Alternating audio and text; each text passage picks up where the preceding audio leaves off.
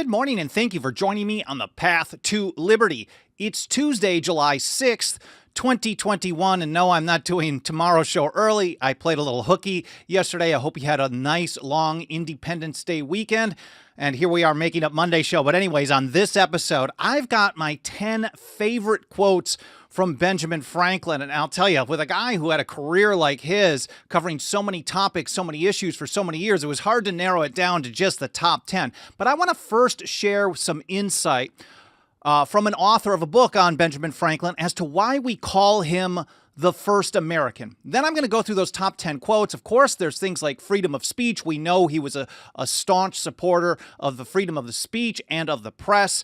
But there's also things on slavery, on war, and even his prediction, his dire warning and prediction on what would happen after the Constitution was ratified. But first of all, before getting to that, my name is Michael Bolden. We broadcast live every Monday, Wednesday, and Friday at 9:30 a.m. Pacific time from here in my home office and studio in downtown Los Angeles for the 10th Amendment Center. Our show homepage has everything you need to follow this program. All the archives of the show. We're closing in. We may be at our 3-year anniversary. I should really check when I started the show, but it's about 3 years now. And find all those archives. And on that show homepage, I have it broken down, and I'm going to improve on this over the summer to categories. If you find certain topics that you're really interested in, you can find additional episodes on interesting topics. So today we're doing quotes on Benjamin Franklin. You may be interested in quotes from James Madison or Thomas Paine or Thomas Jefferson. I've got In the Founder's Words as one of those sections. You can find all the different platforms we're on. We're on a bunch of video platforms, both live streaming, and then we have archive-only platforms at places like Minds.com and Gab TV and MeWe and Odyssey and Library. And then we have the audio-only podcast edition, Spotify, iHeartRadio, Apple Podcasts, Podbean, and the rest. Plus our membership program where you can put your financial faith behind our work for as little as $2 a month. And while I'm mentioning members, I want to give a quick shout-out and a huge thank you to a few, just a small handful of the people who've joined us as members recently. I can't thank you enough for putting your financial faith behind our work. There's James in Ohio, Sandra here in California, Michael in Minnesota, Jake in Wisconsin, and Christy in Utah. You can find where you can join us, plus all the other stuff for the show on the show homepage over at 10thamendmentcenter.com/path to liberty. And while we allow people another moment or so to get notifications to join us on this live stream, a quick hello to everyone out in the live chat. I'm just going to scroll through and pull out a few that I recognize, maybe a few others as well. Jim Knowlton, good to see you over on Facebook. Bob Landry in San Antonio, MRGF. Clay Davis, looking for some nullifiers out there. Patricia Dance, Jim Kirkendall, Missouri Liberty Alliance, Everett Randolph, DHD Van Horn, Patriot 1776 in Bell, California. Close. We're almost neighbors. I mean, in LA, you know that could be 15 minutes or it could be an hour and a half, right? Everett Randolph, Tim Martin, good to see you in Arizona. Blue North, Richard Kramer, it's been a while since I've seen you. Good to see you, buddy. And everyone else, I apologize if I missed anyone, but let's get right to this. I want to first start out with an author, H.W. Brands, who almost 20 years ago now, I can't remember when the book came out, he wrote a book called The First American, The Life and Times of Benjamin Franklin. And here this was an interview that he had done with PBS some years ago. And he's explaining why he calls him the first American. And I think this just really kind of sets the stage for some insight and wisdom from Franklin as well. He says, I use the term in 3 senses. One is that in his lifetime, he was the most illustrious American. He was the best known American of his day, without a doubt. Secondly, he began a model for the American character, the individual, the person, the go-getter, the person who makes something of themselves. He said he was practical. He was self-reliant, self-educated, unimpressed with wealth and title, optimistic. He had a sense of humor, and he was a great enthusiast of civic virtue. Very similar to Samuel Adams. I don't think Samuel Adams was nearly as well known. Of course, he wasn't really public about his papers, and this is not something to say one thing or another about either of their personalities, but these are the types of characters that you get in these old revolutionaries. When they were born was a long, long time ago. And they say, as thirdly, I see him really as the one to have, the first one to have a real sense of American identity separate from that of Englishmen. So that's H.W. Brands explaining Benjamin Franklin as the first American. If you pull up his wiki page, the guy's got such a long history. Not Brands, but Benjamin Franklin. He was born in 1706, or depending if you use the old style calendar, 1705. And if you look at his wiki quote page, where they do highlights of some of the top quotes, it starts all the way back in 1725. I know one of the most famous ones that I've cited before on freedom of speech was 1722. He was only 16 years old, publishing as Silence Dogood, but he was actually citing someone else. But even at 16 years old, he found freedom of speech to be incredibly important for society, for freedom. So these quotes start in the 1720s and go all the way to the end of his life, late 1780s, 1790 when he passed away. He wrote about so many different things, so the hardest thing was keeping it to the top 10. I know Liberty Fund has great, if you want a nice resource, they have a pretty comprehensive free available version of the works of Benjamin Franklin. It's a 12-volume set. The man wrote so much over the years, and it goes by decade or by era as you scroll through it. And you can download these works either as a PDF, read it online, or get it in a Kindle format. So I will link to that in the show notes over at 10thamendmentcenter.com/path to liberty. So let's get to it. Finally, with all that introduction, let's get to the quotes. And I want to start out in 1731. Pretty young, much wiser than I was, even to this day at this age, but especially when I was his age at that time. And he pointed out that if all printers were determined not to print anything till they were sure it would offend nobody, there would be very little printed. And I think that says a lot about our culture today. This is a warning. Just because you're concerned that you might say something that might offend something, that doesn't mean go out and say things just to be rude, to be some edgelord on the internet and try to piss people off just for the sake of it. But certainly, if you're speaking the truth, Thomas Paine once said, "He who dares not offend cannot be honest." This is the same mentality that we saw that Benjamin Franklin took on at a very young age. If printers, this was in a publication in June of 1731 called Apology for Printers. He's literally saying, like, if you have to hold back on publishing stuff just because you're worried about hurting someone's feelings, truth hurts. Honesty is what's important. And if you have to hold back on that, not very much is going to be printed. I think that was a great warning, a prediction for what we live under today, because so many people are concerned about what other people are saying about other things in other areas and trying to, well, get rid of them for saying stuff that is offensive. Going forward, more on freedom of speech. Here, this is in 1737. This was on the freedom of speech and the press, published in the Pennsylvania Gazette. And this is a paraphrase.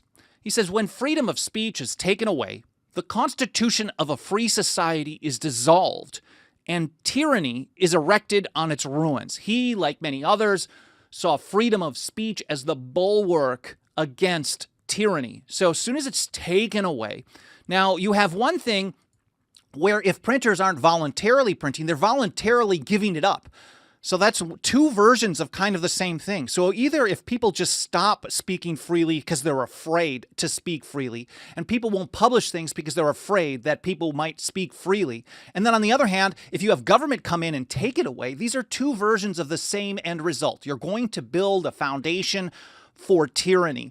And those are my two, number 10 and number 9. This is a countdown, actually, in some way. And number 8, and I didn't actually include the one that we all have heard. Those who give up essential liberty for a little security, temporary safety, are going to get neither. Because I think most people take it out of the original context, even though he did use it later on. But there's a much earlier version here from my number 8 quote in Poor Richard's Almanac in 1738. And here's how he put it. This is Benjamin Franklin at his best. Sell not virtue to purchase wealth, nor liberty to purchase power. So don't give up your own personal virtue just to gain financial wealth. And don't give up your liberty just to get control. And that's his warning from 1738. Now we're jumping a little bit forward here to 1789. Here he is writing an address to the public for the Pennsylvania Society for Promoting the Abolition of Slavery. I did an episode that I will link to in the show notes. I don't have it here for the screen, talking about Benjamin Franklin and the Pennsylvania Society for the Abolition. I forget how Pennsylvania Abolition Society, we can call it here, and Benjamin Franklin was very much involved there. Now, here's a paper that he wrote in 1789, and he put it this way: slavery is such an atrocious debasement of human nature that its very extirpation, if not performed with solicitous care, may sometimes open a source of serious evils. He considered it a horrible debasement of human nature. And so did he look at war almost the same way.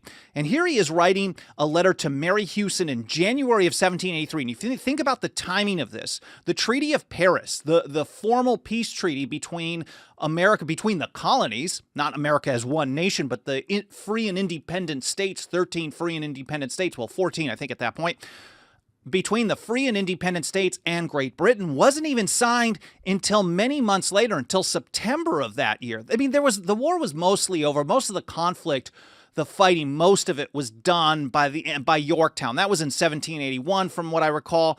And I think by the end of 1782, the end of the fighting was pretty much all certain after the British pulled troops out of, I think it was Charleston and Savannah. So here he is writing after those events to Mary Houston in January of 1783. He says, "At length we are in peace, God be praised, and long, very long may it continue. All wars, not most, not some, not a few," and that's my add-on. He didn't put it that way. He said, "all wars are follies, very expensive and very mischievous ones." And if we learn what happened, and I covered this in previous episodes, I just thought of this right now, about how the taxation and the central bank grew out of the war debt, even of the War of the American Revolution. And we think of that one as certainly a necessary one. Thomas Paine, of course, said that as well in the American Crisis, December of 1776. He wouldn't support an offensive war because he thought it was murder, but certainly a defensive war for liberty was okay. But even that would lead to mischievous problems, to very expensive debts that lead to more problems in the future. So again, Benjamin Franklin, "At length we are at peace, God be praised, and long, very long may it continue. All wars are follies, very expensive and very mischievous ones." And here's a solution. This is interesting. "When will mankind be convinced of this and agree to settle their differences by arbitration? Were they to do it even by the cast of a die, it would be better than by fighting and destroying each other." Again, that was even before the Treaty of Paris was signed, which, of course, we know on September 3rd, Benjamin Franklin, along with John Adams and John Jay, actually signed. So here, a few days after the signing of that treaty, one that he was so influential in, his name is on to this day. He writes to Josiah Quincy Sr. on September 11, 1783, "Again, may we never see another war. For in my opinion," and he puts this in italics, he's really hammering this home, "may we never see another war. For in my opinion, there never was a good war or a bad peace.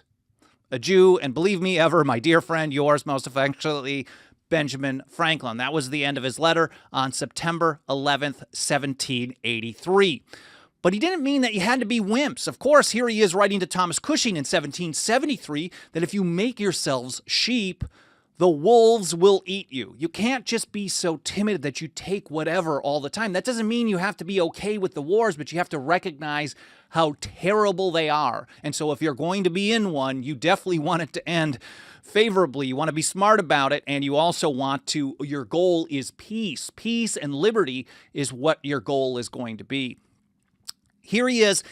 This is in 1776. I believe it was in August. I'm not certain of the exact date. But he actually proposed for the Great Seal of the United States this phrase: "Rebellion to tyrants is obedience to God." You can find out there online that some people aren't really sure where it came from. Maybe Benjamin Franklin was actually citing someone else, and this may not be his original statement. I don't even know. But I certainly know that he proposed this to be on the Great Seal of the U.S. This was like the motto of the country. They didn't use it. Thomas Jefferson ended up liking it so much that he put it on his own personal seal. That's number 3. Rebellion to tyrants is obedience to God. And number 2, since we're just coming out of Independence Day weekend. I think this one's so important. Here he is writing to Thomas Jefferson in March of 1775. Just the year prior, there was already fighting happening. We know within a few months, in July, I believe it was, Jefferson, along with John Dickinson, wrote the Declaration of Causes, why they were, and the necessity of taking up arms. They were talking about why they were already fighting because they knew that the far-off government was claiming power over them in all cases whatsoever. And until they let go of that, they had to stand strong. But here's Franklin writing to Jefferson just a few months before that declaration, saying, in 200 years, will people remember us as traitors or heroes? That is the question we must ask. And I know a lot of people look on one side or the other on that, but today I think they were certainly heroic. And then the last one, I really am going to go into this one in a little bit more detail here. He's talking about his warning of what would happen at the end of the day after he was in favor of ratifying the Constitution. This is the last day of the Philadelphia Convention, September 17th, 1787. He's the first person to make a motion. Maybe they planned it out. I don't know. Another expert would know this much better than I. But certainly he was the guy who gave the first speech on the last day when they signed the document, and then they were planning on sending it to the states for the ratification debates. And here he is saying, this is likely to be well administered for a course of years and can only end in despotism. Now, I want to read this in full, and I generally don't like reading really long passages, but I think this is really important. He says he talked about a few of the things that he wasn't really excited about. Didn't say it in specific, but this is how he put it. He says, Mr. President, I confess there are several parts of this Constitution which I do not at present approve, but I'm not sure I shall never approve them. Mind you, think about it. He's 81, 82 years old. He's not, I don't know if he's the oldest one there, but he's an elder statesman. Of course, he's the most famous American at the time. Everyone knows him. They really respect him a lot. He did not speak much at the Philadelphia Convention, so for him to close it out, I think was pretty monumental.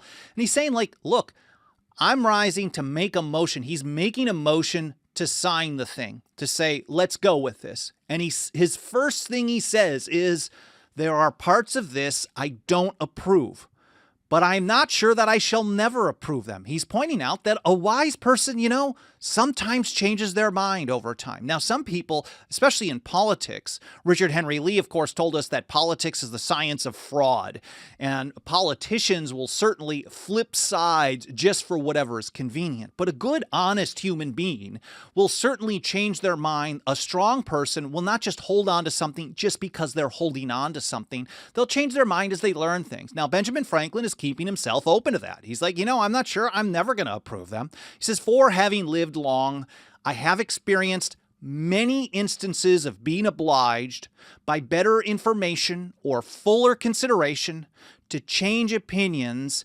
even on important subjects which I once thought right but found to be otherwise.